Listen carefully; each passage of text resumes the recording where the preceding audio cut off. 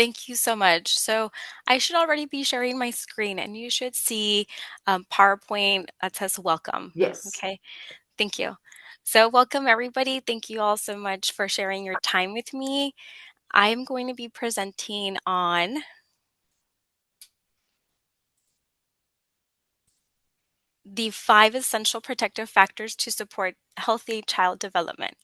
So, my name's Alexis Herrera, and I'm a licensed master social worker practicing as a clinical assistant professor for the University of Texas, Rio Grande Valley School of Social Work. We are primarily in Edinburgh, but we did open up a satellite office here in Laredo, Texas. So, we're currently offering classes in person. So, if anybody is interested in joining the social work profession, I definitely urge you to come and check out our program. So, a little bit about myself before became a clinical assistant professor. I used to work with children and families who were involved in investigations of child abuse or neglect. And I also used to work with children who were in the foster care system through no fault of their own. And having worked with these situations, I was able to see the strengths that families showed in times of adversity. And so I would like to talk to you a little bit more about these protective factors and what we can do to develop them and, first of all, to learn about what they are. So, my objectives for today are to learn about what these protective factors are and why they create a safe home for children, to learn how to develop our protective factors, and to also look at community resources or resources in general on how we can further develop the protective factors. Okay, so before I get started, I do want to let you know that if you have any questions, please feel free to put them in the chat box and I'll take a look at them towards the end. Or if anybody wants to voice them out, they can too. Ms. Ramirez, I don't know what you all usually do. We'd rather have them put it in the chat box. Okay, Thank you. all right, thank you. So let's go ahead and get started. So, protective factors are things that can buffer when we experience stress. Okay, protective factors are qualities that we can develop, and some of those we already have. But these are essential because they help our children overcome challenges and they continue to help children to thrive. Protective factors are also very important because they help with resiliency. We're going to get into a couple of slides later about what resiliency is, but protective factors also assist us in managing our emotions and to also promote development in children. So we want them to meet those milestones. And the way we do that is by understanding that factors like trauma, neglect, and poverty can have adverse impacts on children. And so, in order to buffer those situations, we want to have protective factors in place. And there's 5 protective factors that we're going to cover today. The first one is parental resilience, and then we're going to move on to social connections. Then we're going to do knowledge of parenting and child development. And the last 2 that we're going to cover are going to be social and emotional competence and concrete support. So I have a little activity that I wanted to do with you all. Before we move further into the presentation, I would like for you to take about a minute to find a paper and pen. Once you have that paper and pen, I would like for you to draw a shield on your paper. And what you're going to do is you're going to break down that shield into 5 sections. The reason we're breaking it down into 5 sections is because there's 5 protective factors that we're going to talk about today. And so as we move through the presentation today, I'm going to talk about why protective factors, what they are, why they're important, and what we can do to develop them. So as we move through the presentation, at the end, you should have recognized 5 strengths within your family and within yourselves, and then 5 things that you can incorporate in the future to help develop those protective factors. Okay, so I'll give everybody a minute before we move forward.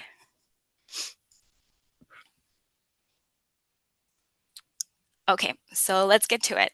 The first Oh, hold on. parental, Since I have an intake forms.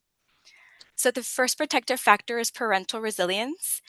And I want to start off by saying, as a parent, we Remember? experience stress, Thank and you for that watching. stress can also impact us on our day to day lives because as we go through life, we're experiencing other stressors. And one of the things that I want to mention here is that children don't have a say as to what kind of stressors they face. And so let me explain that a little bit more. Children don't get a say as to which family um, income bracket they get born into, which neighborhood they live in. Children don't have a say in how parents argue, what happens during those arguments, and what they see during those arguments. Children also don't have a say as to whether a parent is absent, incarcerated, has mental health issues, or is using substance that alters their mind status. Children also don't have a say as to whether a new baby is joining the family. And all of these are stressors, and they can definitely impact a child as well. So we have to learn how to manage stress in order to promote a healthy environment for our kids. And one of the things that we do is called resiliency. And resiliency is the process of us moving through that obstacle, but in a way that shows flexibility by using emotional regulation, stress management, and coping strategies. So, therefore, parental resiliency means still being able to provide nurture and support to our children in moments of adversity, where we can still be able to take care of our child's needs, even though we're having these stressful situations. So, why is parental resiliency important? It's important because if we don't know how to manage our stress, it's going to impact our physical well being. It could develop into heart issues, it could develop into depression, it could also lead into more complications in the household. And so, the reason we want to have parental resiliency too, in a positive way, is that our children are seeing what we're doing. We're modeling to them what it means to cope in a positive way. We're also modeling how we manage stress and how we respond to situations of challenges. So we're all, we all have strengths as a parent, as an individual, and as a family. But there's things that we can do to further develop this protective factor. One of the things that we can do to develop this protective factor is to start with a reflection. So we start by asking ourselves, how are we currently handling stress?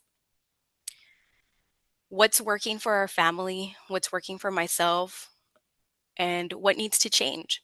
So once we start asking ourselves these questions, we're able to kind of start highlighting what our strengths are and what we can work on.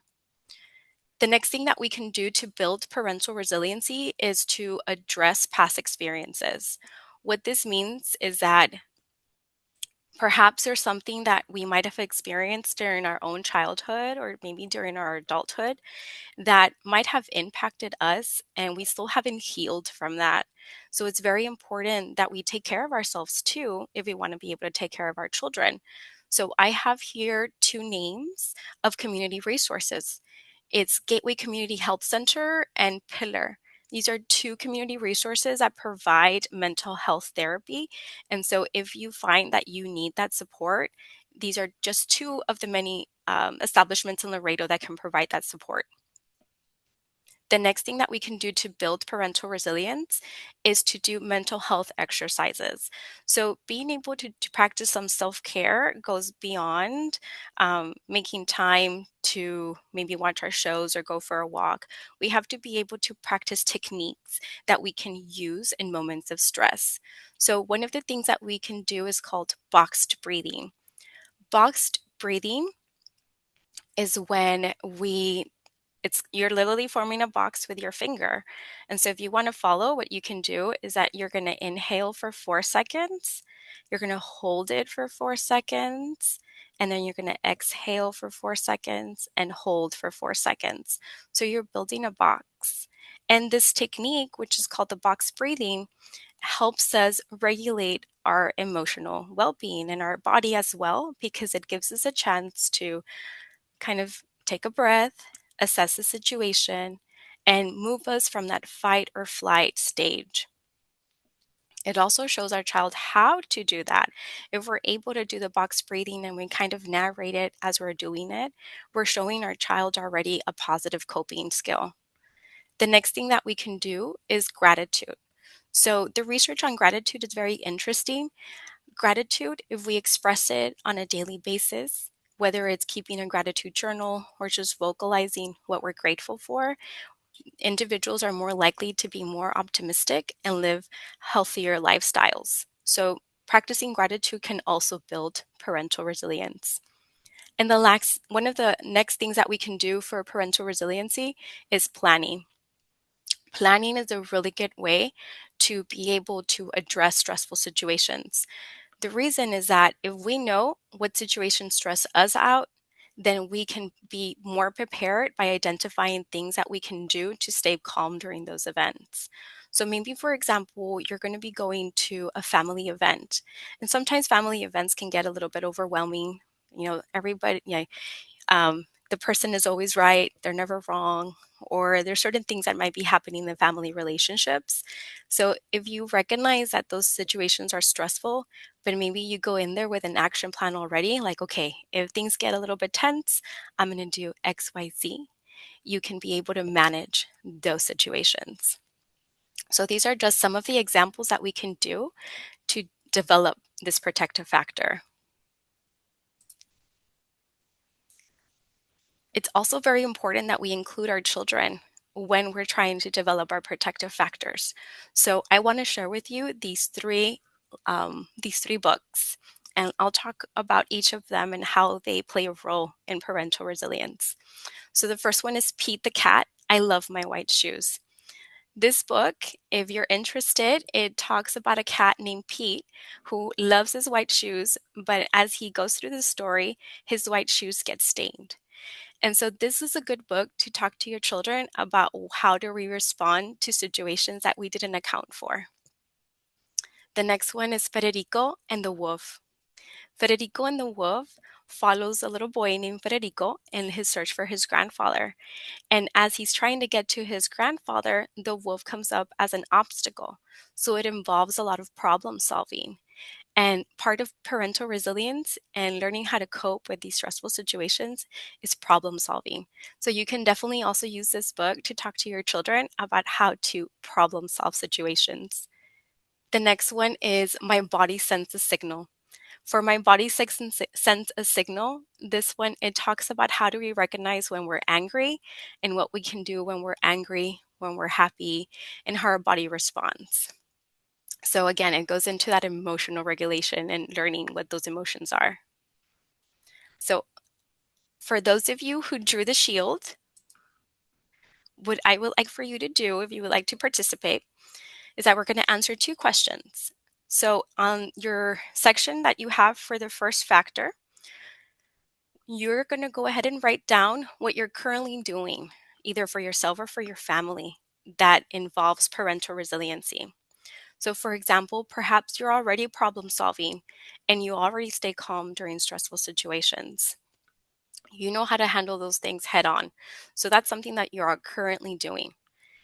But then the next thing that I want you to do is to highlight what you can add to develop that protective factor. Perhaps you haven't used books before, or um, maybe you haven't looked into trying breathing techniques. Maybe that's something that you can incorporate. So in your first little section for protective factor number one, parental resiliency, you can go ahead and write down one thing that you're currently doing and one thing that you would like to add to it.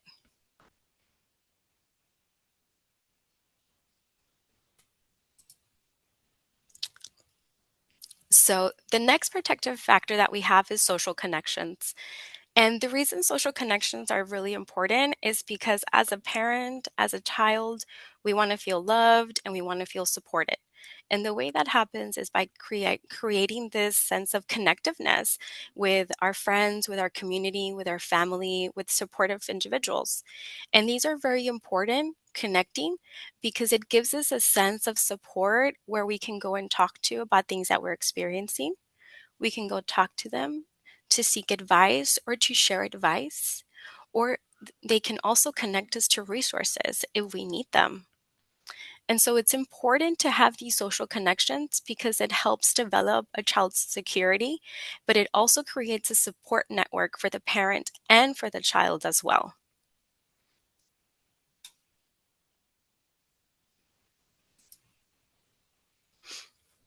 So the way we can develop social connections, and I have three here for you, and these are not the ultimate list. There's definitely other things that we can do. But the first one is that we can build a supportive network. Building a supportive network can be expanding our friendship circle, incorporating or going and involving ourselves into church groups.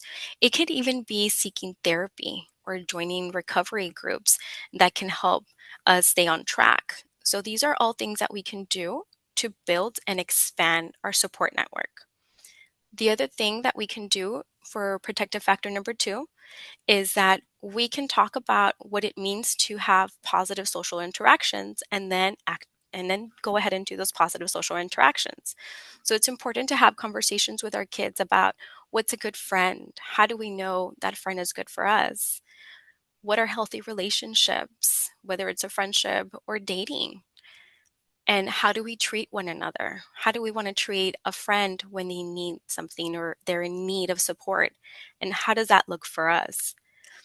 The key here is to reduce social isolation, okay? Because when we isolate ourselves, we become susceptible to thoughts or to behaviors that are not positive, and we also disconnect. So it's very important to maintain that connection with our community.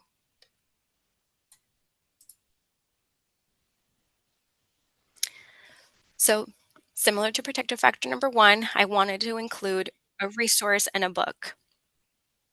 So, one of the things that we can do to talk to our kids about social connections is not only talk to them about what it means to be a friend or what does friendship look like, but this book, La Casa de Algún Día, it follows a little boy who is lives at home with his grandmother, and he's trying to fix his home, but he knows that he can't do that on himself. It's such a big task. And so he involves the community to help him rebuild his grandma's house. So this is a book that you can use to talk to you with your kids about building that community network or building that community support. The other thing that we can incorporate too with our families is using the Laredo Public Libraries. They are located all throughout Laredo and they all have programs that are geared towards preschoolers, kids, teens, and adults and older adults. They have events on the weekdays, weekends, weekday evenings, and they're free. They have their information about all their events posted on their website. So this is just one example. So right after school at the Inner City Library branch, they're going to be hosting family art nights on Tuesday. So this is a great opportunity to go with your family and to perhaps introduce yourselves to other families in the community and be able to start expanding your social network.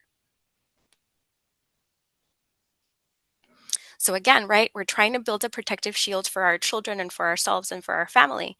So it's important to know what we're doing and what we can incorporate. So for this protective factor number two, social connections, you want to continue to ask yourself, what am I doing now and what can I add? So an example for this is perhaps your child is currently involved in sports. Maybe they're in a baseball group or a dance group. Or maybe you yourself, you have a group of friends who you socialize with at least once a month.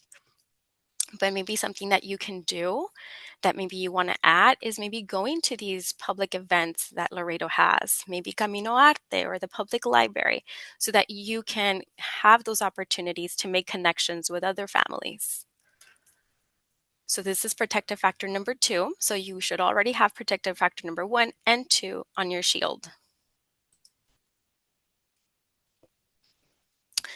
So the third protective factor is knowledge of parenting and child development. The reason this is a protective factor is because it promotes the parent's ability to be able to adapt and understand to where their child is developmentally. And so this is important because we want to make sure that our expectations for our children are age appropriate, but we also want to be aware if they're not meeting certain milestones. And we also, not only that, right, but we also want to know what we can do to be able to support them at the particular stage they're at, whether they're in preschool or they're teenagers.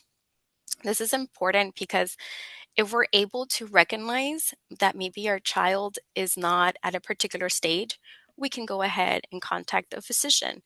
It's also important so that we know how to support our child if they're having maybe friendship issues in high school. So it allows us to be able to respond to our children more effectively if we're able to identify where our child is developmentally. But it also gives us the tool sets to be able to parent our child when things are getting frustrated. So, what can we do to develop this protective factor? What we can do is that we can learn about the milestones, first of all. And what I have here that you can download the CDC's milestone tracker, and it comes with different assessments, and you can go ahead and check off where your child is developmentally. And it goes from, I believe, from when they're newborns all the way until they're 16. And you can go ahead and check off there. And then it tells you if there's things that you need to be concerned about, things that you need to keep an eye on, or things that you can incorporate to help your child meet those milestones. You can also attend parenting workshops. You're doing one right now. You're here, you're learning about how to help your child. But there's another resource called Texas Parent Helpline. And I have these two numbers. The first one is the one that you can call, and the second one you can text to. But these can help you find resources within Texas that will help you be able to grow as a parent and what you can incorporate with your child. The next one that we can do to build our protective factor number 3 is that we can use positive discipline strategies. So this means that we have to be able to respond to our child developmentally and age appropriately. One of the resources that I have here for you is a book called How to Talk So Kids Will Listen and Listen So Kids Will Talk. So this one is helps parents understand and maybe develop how to talk to their children in a way that they can get better responses from their children.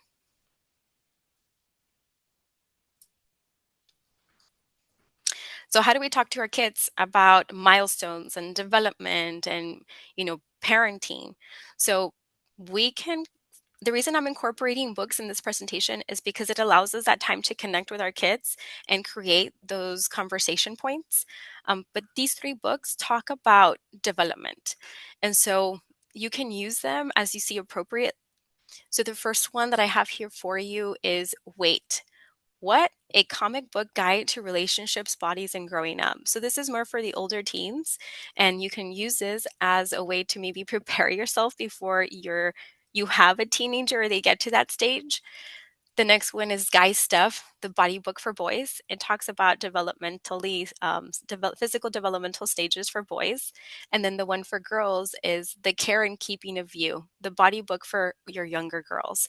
It's very important that we have these open conversations with our children about how to take care of their bodies, how to be able to recognize when things are making them feel uncomfortable, which is part of that parenting and child development. My work, previously working with children who had experienced trauma or neglect, they didn't have an adult who they could talk to about things that were happening to them. And so when they finally did have an adult, they would make an outcry about the abuse that they had been experiencing. And so it's very important to establish those open lines of communication with our children, which is why this protective factor is very important. So let's go back and develop our shield. So now we should have 3 protective factors. We're going to answer the same questions. What am I doing now, and when can I add? So perhaps right now, all of you are right here attending this presentation. So that's one thing that you can put for that factor. And what can you add? Maybe you can download the CDC milestone tracker. Maybe you can look into those parenting books, or maybe there's something else that fits more to your preference and to your family situation.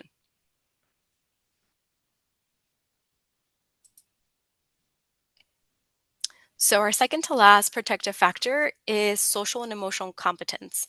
So, this is the ability to be able to have social and emotional connections with individuals and with ourselves. So, what we can do for this social and emotional competence is to label and model it. Okay. For example, when we're experiencing moments of frustration or things that are stressful, we can demonstrate to our children how to self regulate. So, what we can do is like we can take that box breathing, right? And we can say, oh my gosh, I'm having a really hard time. I'm going to take a minute to take a breath. We do the box breathing. Okay, my plan is to do XYZ. So we're problem solving, we're breathing, and we're narrating for our children. That helps them develop the skills that they need to have that social and emotional competence. It's also very important because if they have this particular tool, they're able to vocalize when things are making them feel different or uncomfortable or fuzzy and frustrated or angry. So we want to give them those tools that they can then use to build those healthy communication relationships, and that will lead to the resiliency that we talked about in the first protective factor.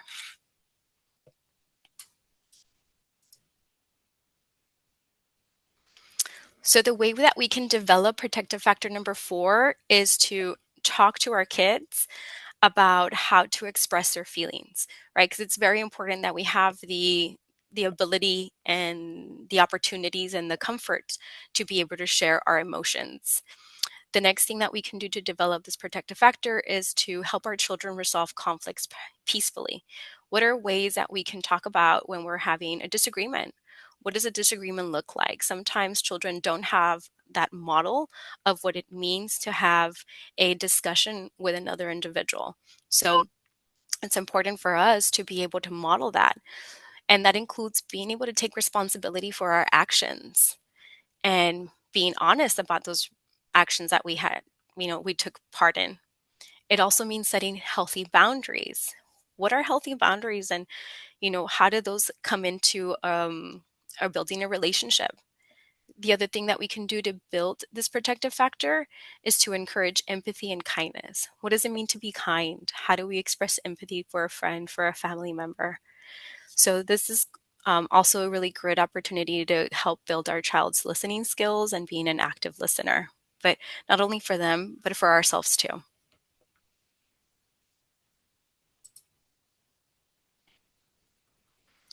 So again, 2 books for protective factor number 4. The first one is called Let's Talk About Body Boundaries, Consent, and Respect.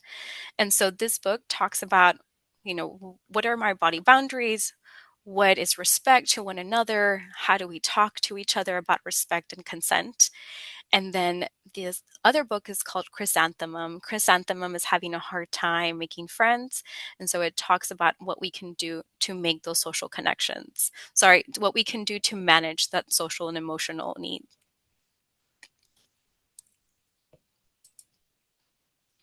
So for protective factor number 4, we're going to go ahead and analyze what we're doing now and what we can do to incorporate additional protective factors into number 4. So an example could be perhaps you're already asking your child how they feel when you pick them up after school, but maybe something that you can incorporate is narrating, when you're having a stressful situation. And this could be something as uh, maybe you just finish baking a cake and the cake falls, and it's like, okay, I'm going to take a minute to take a breath. I'm going to pick it up, throw it away. So it's modeling and narrating what's happening so that your child can see that emotional regulation.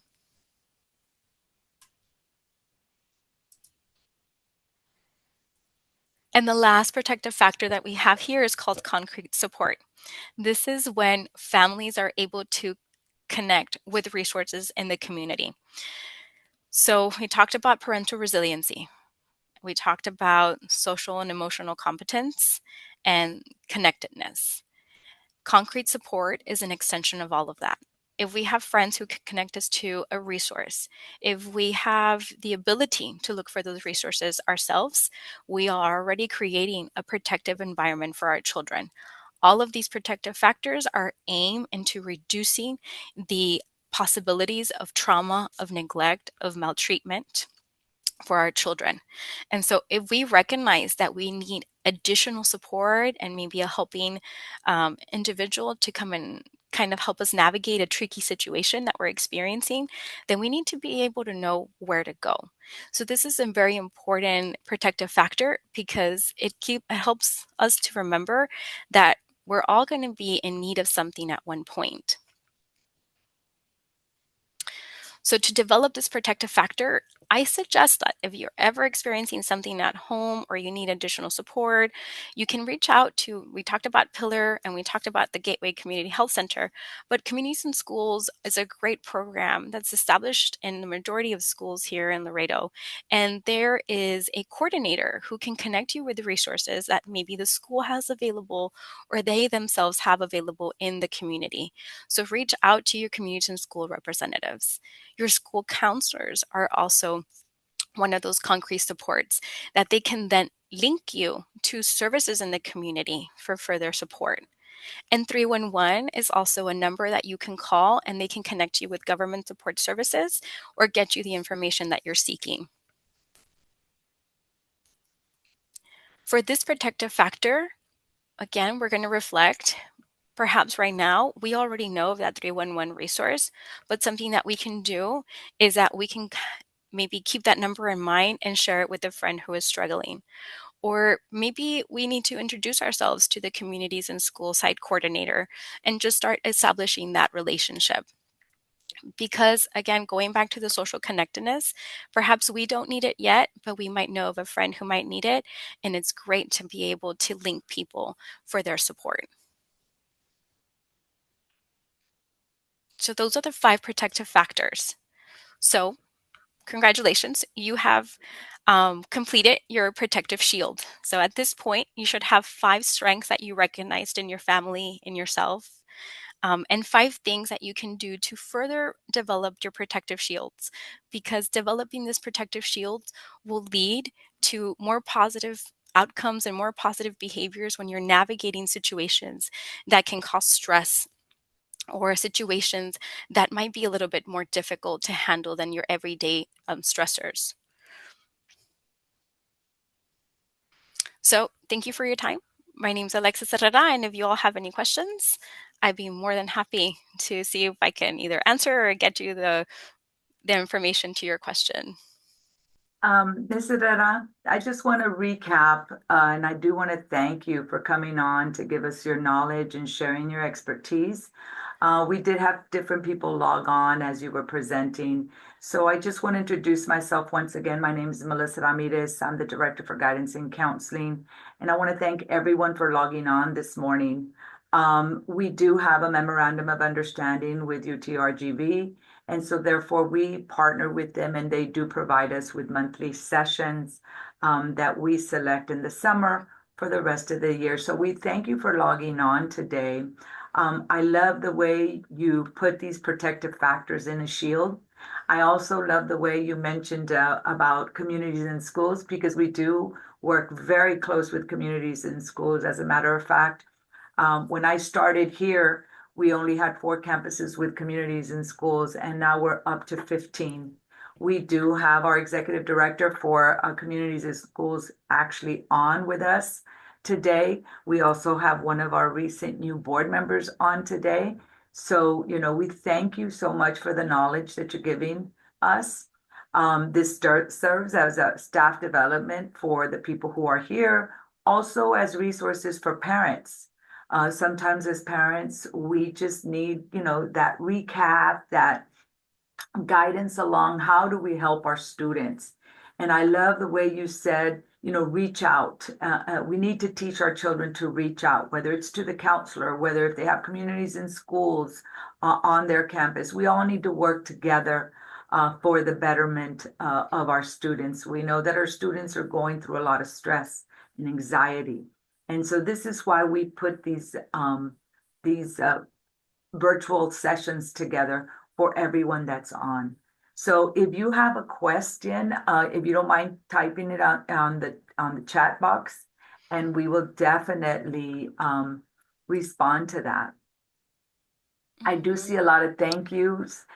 So Alexis, thank you so much. And I really look forward to working closer with you and the branch UTRGV. Darnay, would you like to say a few words? I know you're representing UTRGV. Yes, thank you so much, Ms. Ramirez. As always, just to let you know that TChat is also a resource that's available to your school district, and we, just want to continue to thank you for your partnership and support, with United ISD. And thank you so much, Professor Herrera. It was a fantastic presentation. Yes, it Thank you for was. Yes, it having me. was.